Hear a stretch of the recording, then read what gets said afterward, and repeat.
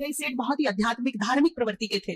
उन्होंने बड़ा आओ भगत की, सम्मान किया, सत्कार किया और अपने रसोइयों को हुक्म दिया कि सुबह संतों के लिए बहुत अच्छा ब्रह्म भोजन का आयोजन किया जाए और उसमें खीर स्पेशली बनाई जाए, मेवे वेवे डाल के बढ़िया सी खीर संतों के लिए बनाई जाए।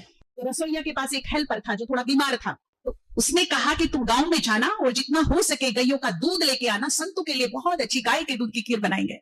अब वो जो था सुबह सुबह चला गया, पर उसकी तबीयत ठीक नहीं थी। गांव से दूध एक बकेट बड़ा लेके गया, कपड़ा बांध के उसमें लेके आ रहा था। पाँव ने जवाब दे दिए, थकान बहुत हो गई, उसको लगा थोड़ा सुस्ता लेता हूँ 5 मिनट, उसके बाद मैं आगे चलूंगा खीर दूध लेकर। वो एक पेड़ के नीचे बैठ गया, उसकी आंख लग गई, बकेट भरी हुई है दूध की, कपड़ा हवा में उड़ के दूर चला गया। ऊपर से चील जा रही थी, उसके मुंह में था जहरीला सर्प, उसका भोजन जिंदा पकड़ के लाई थी कहीं से। अब जैसे उड़ रही थी तो उसके दांतों का प्रेशर सांप के शरीर पर लगा और सर्प का मुख खुला, उसमें बहुत ही जहरीला जिसको कहेंगे विष था। और जैसे ही मुख खुला तो खूब सारा विष दूध सीधा दूध की बाल्टी में गिरा के। 2-3 मिनट के बाद रसोईया की हेल्पर की आंख खुली, उसने कहा लेके चलता हूँ। कपड़ा उड़ गया इसका। थोड़ी दूर पे कपड़ा पड़ा था, फिर से बांधा और जाके रसोईया को पकड़ा दिया, बना दियो खीर। बन गई, मेवे वेवे डाल के बड़े भाव से भोग लगा, संतों की बड़े भाव से सेवा हुई, भाव में कोई कमी नहीं, किसी के मन में भी भाव की कोई कमी नहीं थी। खीर अंदर दम बाहर, क्योंकि बहुत ही विशेला सर्प था वो। सारे संत मर गए खीर खा के।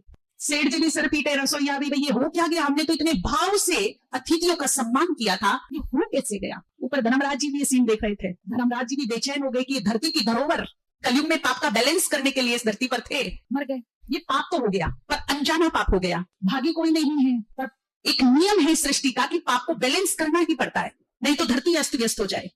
अब पात्र कोई मिल नहीं रहे, पाप है, उसको बैलेंस करना है। अब उसने खूब अच्छे से सेठ की भावनाओं को देखा, मनसा बहुत अच्छी, बहुत प्योर, हिंचक मात्र भी उसकी मन में कोई अशुभ भाव था ही नहीं। रसोईया के मन में कुछ नहीं था। जिन्होंने दूध दिया बड़े अच्छे भाव से प्योर दूध दिया। जो हेल्पर था वो कमजोर था, वीक था, उसका शरीर थक गया, प्रकृति है, उसके भाव भी खराब नहीं थे। बीमार होते हुए भी वो भाव से दूध लेने गया। हवा का चलना नेचुरल था, कपड़े का उड़ना नेचुरल था। चील का भोजन सर्प था, सर्प के मुंह में नेचुरल विष था। जैसे ही चील की दांतों का प्रेशर पड़ा, पेन हुआ तो मुंह खुलना नेचुरल था, विष गिरना नेचुरल था। पापी कौन? 2-3 दिन हो गए, पापी नहीं मिल रहा कोई। अब बैलेंस करना है पाप को, पात्र चाहिए जरूर। अब 2-3 दिन को धरती पे नजर घुमाई, अब मिल गया एक ग्रुप मिल गया जो रोज बैठ के पार्क में तेरी मेरी करता है, मुंडा चुगली करता है, पर चिंतन करता है। पता नहीं कितनों के दिल तोड़ दिए, कितनों के घर तोड़ दिए, कितनों के संबंध तोड़ दिए, कितनों को नजरों से गिरा दिया। रोज उनकी 1 घंटा गोशिप चलती है, वो भी तेरी बहू ऐसी, मेरे जिठानी ऐसी, तेरा भाई ऐसा, मेरा भाई वैसा, तेरा पड़ोसी ऐसा। अब वो खुश हो गए, धर्मराज ताली बजे, बोला मिल गए पात्र मिल गए। ये जो रोज आकर परचिंतन करते हैं, एक दूसरे को एक दूसरों की नजरों से गिराते हैं, मनों में विष बोलते हैं, घर तोड़ते हैं, थोड़ा सा सबके माथे मर दो। अब सोच लीजिए, निंदा चुगली पर चिंतन करने से पहले सोच लेना, जो अनचाहे पाप है किसके सर पे आ रहे हैं।